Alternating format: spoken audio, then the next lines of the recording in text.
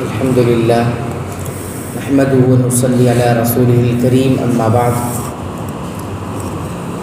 یا ایھا الذین آمنوا کتب علیکم الصیام کما کتب علی الذین من قبلکم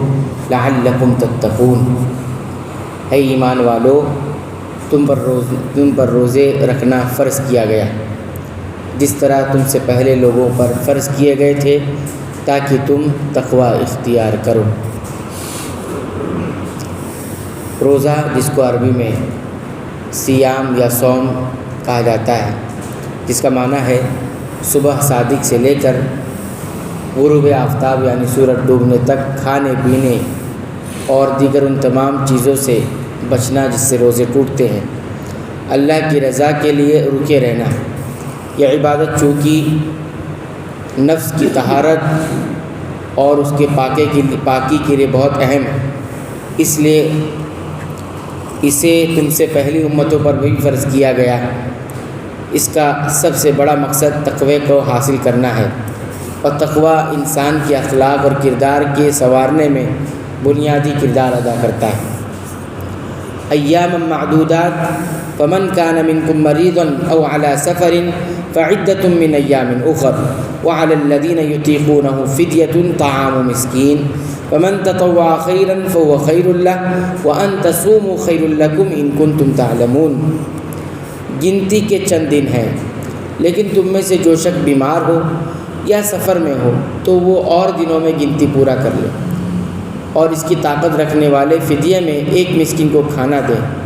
پھر جو شخص نیکی میں سبقت کرے آگے بڑھے وہ اس کے لیے بہتر ہے، لیکن تمہارے حق میں بہتر کام روزے رکھنا ہی ہے اگر تم علم والے ہو، علم رکھتے ہو۔ یہاں پر بیمار اور مسافر کو رخصت دے دی گئی کہ بیماری یا سفر کی وجہ سے رمضان المبارک میں جتنے روزے نہ رکھ سکے ہوں وہ بعد میں رکھ کر گنتی پوری کر لیں۔ جو شخص بڑھاپے یا بیماری کی وجہ سے جسے شفا یابی کی امید نہ ہو روزہ رکھنے میں مشقت محسوس کرے، وہ ایک مسکین کو کھانا بطور فدیہ دے دے، لیکن زیادہ تر مفسرین نے اس کا ترجمہ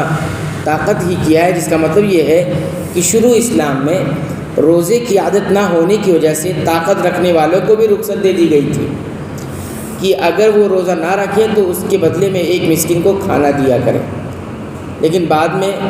پھر آیت نازل ہوئی فمن شہید منکم الشہر فلیصم، کہ جب رمضان کا مہینہ آ جائے تو تمہیں روزہ رکھنا ہے۔ تو اس آیت کریمہ کے ذریعے پہلی والی بات کیا ہو گئی، منسوخ ہو گئی، یعنی ہر صاحب طاقت کے لیے روزہ فرض کر دیا گیا۔ تاہم زیادہ بوڑھے یا دائمی مریض جو ہمیشہ مرض میں ہے، بیمار ہے، اس کے لیے اب بھی یہ حکم ہے کہ وہ فدیہ دے دے۔ دودھ پلانے والی عورتیں اگر مشقت محسوس کریں تو وہ مریض کے حکم میں ہوں گی، یعنی وہ روزہ نہ رکھیں، بعد میں روزے کی قضا دیں۔ پھر بتایا گیا جو خوشی سے ایک مسکین کے بجائے 2 یا 3 مسکین کو کھانا کھلا دے تو اس کے لیے زیادہ بہتر ہے۔ اللہ تعالیٰ سے دعا ہے رب العالمین تو ہمیں قرآن حکیم کی پابندی سے تلاوت کی توفیق عطا فرما، اس کے مطابق عمل کی توفیق عطا فرما۔ اے اللہ تو ہمیں بخش دے، ہمارے والدین کو بخش دے، تمام مسلمانوں کو، مومنوں کو، اہل توحید کی مغفرت فرما دے، آمین۔